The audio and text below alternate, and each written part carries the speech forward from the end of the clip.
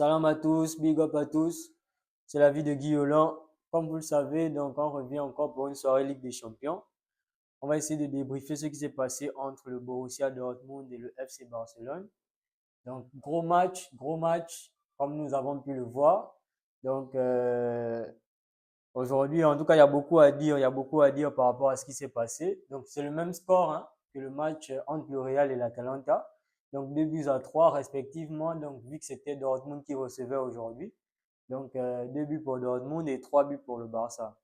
Donc déjà, on va rentrer dans le vif du sujet. Donc le Barça qui gagne un match assez compliqué parce que le Barça a été dominé quasiment tout le match. Même si le Barça a fait une bonne entame de match pour le Barça. Déjà, on va essayer de signaler au niveau de la composition d'équipe que Hansi Flick est resté il est resté fidèle, on va dire, à ses concepts de base. Donc, au niveau de la composition, c'est un peu, on va dire, la composition habituelle. Hein. Koubarsi, Martinez, Koundé, Baldé, avec Iñaki Peña qui a joué un très bon match aussi dans les buts. Donc, il s'est pas mal débrouillé, il a sauvé pas mal d'actions. Donc, au niveau du milieu de terrain, double pivot, Pedri Casado, comme j'ai pu le signaler au dernier match du Barça.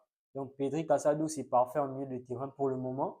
Il n'y a pas besoin on va dire, de changer quelque chose. C'est vrai qu'il y a De Jong, il y a Gavi au banc, mais Pedri Casado, pour moi, c'est parfait en tout cas. Il se complète vraiment bien. Malgré l'intensité que Dortmund a pu mettre, bah, Pedri et Casado, ils ont pu, on va dire, ils ont pu élever leur niveau de jeu au fur et à mesure que le match avançait. Donc déjà en début de match, le Barça a dominé. Donc le Barça s'est procuré quelques actions. Ça n'a pas été des actions assez dangereuses, mais ça a été des très bonnes actions qu'on a pu voir. Dortmund aussi s'est procuré quelques actions, mais c'était pas des actions très franches, on va dire, s'il faut se dire la vérité. C'était pas des actions très franches. Donc le Barça a eu beaucoup plus d'actions, plus dangereuses que Dortmund. Donc on a vu Lewandowski aussi qui jouait contre son ancien club. Il n'a pas très bien joué, d'ailleurs il est sorti en deuxième mi-temps.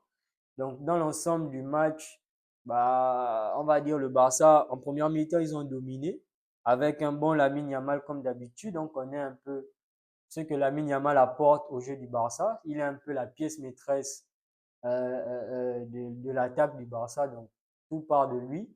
Et bien évidemment, donc, Rafinha aussi qui a bien joué. Olmo, il a aussi bien joué aujourd'hui. Donc, la première mi-temps s'est soldée par un score de 0-0, mais il y avait beaucoup d'actions et ça promettait déjà. Ça promettait déjà pour la seconde période. Donc, en deuxième mi-temps, bon, les deux équipes sont revenues avec des intentions beaucoup plus franches que la première mi-temps. Hein. Il y a eu le but de Rafinha. Il y a eu le but de Rafinha. Bon, c'est parti d'une action, on va dire, j'ai pas compris. Dortmund, je ne sais pas en fait. Si vous ne voulez pas jouer, ou bien je ne sais pas, vous ne voulez pas marquer. Vous avez l'occasion de marquer. Je ne sais pas comment ils se sont embrouillés. Il y a Baino Gittens qui était hors jeu apparemment.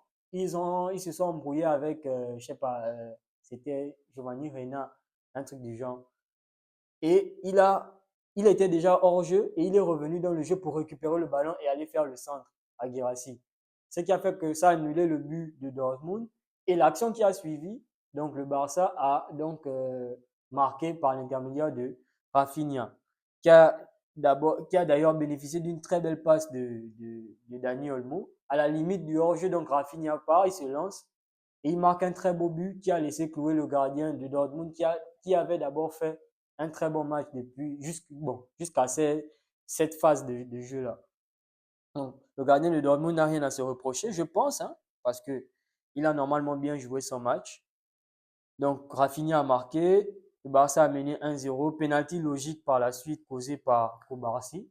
Je ne sais pas pourquoi il a poussé euh, euh, Serhou Guirassy. Serhou Guirassy aussi, il n'a qu'à nous dire en fait, j'ai pas compris pourquoi toutes ces actions-là, il ne les a pas concrétisées parce que c'est pas normal en fait. Un attaquant de ce calibre-là, une soirée de Ligue des Champions, tu es censé te démarquer. Je ne sais pas pourquoi il a eu à rater autant d'actions, malgré qu'il ait mis un doublé.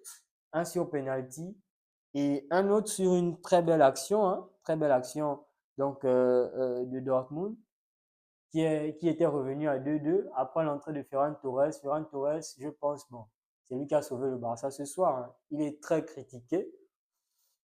Comme on l'appelle bien le requin. Le requin, il est très critiqué et il a su, je pense, faire ce qu'il fallait aujourd'hui. Lorsqu'il est rentré, il a mis un doublé et il a sauvé le Barça donc d'une défaite ou d'un match nul qu'il devait certainement avoir. Donc le Barça aujourd'hui a été très secoué. Très secoué, c'était vraiment pas facile. C'était vraiment pas facile pour le Barça. Il y a un moment où Dortmund a eu vraiment un temps fort qu'ils n'ont pas su négocier. Il y avait des hors-jeux. Comme on le sait, le Barça joue très haut. Le bloc du Barça est très haut. Donc, ce qui fait que ça complique beaucoup la tâche aux autres équipes. Mais Dortmund aujourd'hui s'est procuré assez d'occasions. Ils avaient la possibilité de créer la surprise ou encore de gagner ce match en tout cas. Soit de faire un match nul ou de gagner ce match. Mais ils n'ont pas gagné. Et ils n'ont pas fait match nul parce que c'est passé par des actions qui ont été ratées par les attaquants. Donc, je pense ils peuvent s'en vouloir aujourd'hui par rapport au contenu qu'ils nous ont donné. Ils n'ont pas non plus démérité parce que, bof, le match n'était pas mauvais, hein. Le match était assez équilibré. Les deux blocs étaient assez hauts. C'est pas comme si on voyait un bloc bas et un bloc haut. Les deux blocs étaient assez hauts et c'était sur des erreurs que, surtout le dernier but, c'était une erreur défensive. Pedri qui a décalé le ballon à Lamine Yamal, qui a fait une passe décisive à Ferran Torres, qui ne s'est pas fait prier pour marquer le troisième but. Donc, du coup, c'était un match assez intéressant dans l'ensemble, hein. C'était un match assez intéressant, juste que Dortmund n'a pas su concrétiser ses temps forts. Et bien évidemment, le Barça a su en profiter. Surtout, comme je l'ai dit, Iñaki Peña a fait un très bon match. Il a arrêté les actions qu'il fallait. Donc, en termes global, je vais dire, le Barça mérite sa victoire parce que, bon, ils ont fait le nécessaire pour pouvoir garder leur avantage. Donc, pour le match d'aujourd'hui, bah, c'est tout ce que j'avais à dire. Je ne sais pas si vous avez remarqué des choses, si vous avez des choses à dire, n'hésitez pas à réagir, commenter, liker, partager. Comme d'habitude, ça fait plaisir. Et comme je vous le dis souvent, prenez soin de vous, quels que soient les résultats des matchs. Prenez soin de vous, mangez, nourrissez-vous, prenez soin de vos proches aussi. Donc, on se dit à ce week-end, donc pour les prochains matchs.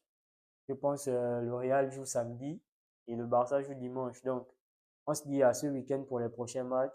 Surtout restez connectés. Big up à vous.